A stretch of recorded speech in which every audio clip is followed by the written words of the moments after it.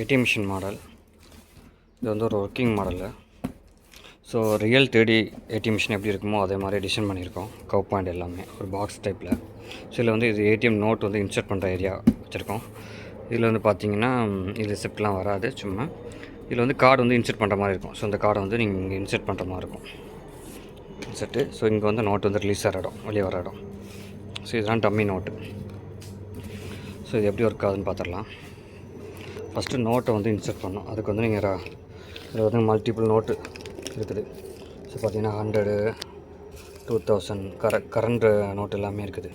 இதில் 500 மட்டும் தான் ஸ்டாப் பண்ணிட்டாங்க இப்போது. பட்டு அதர் திங்ஸ் இது எல்லாமே கரண்ட் நோட்டு தான்.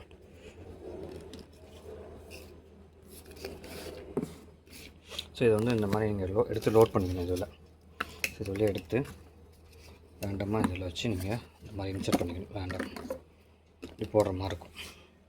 ஸோ போட்டுட்டு ஒவ்வொரு ஏடிஎம் இன்சர்ட் பண்ணும்போதும் ஒவ்வொரு நோட்டு வெளியே அவுட் ஆகும்.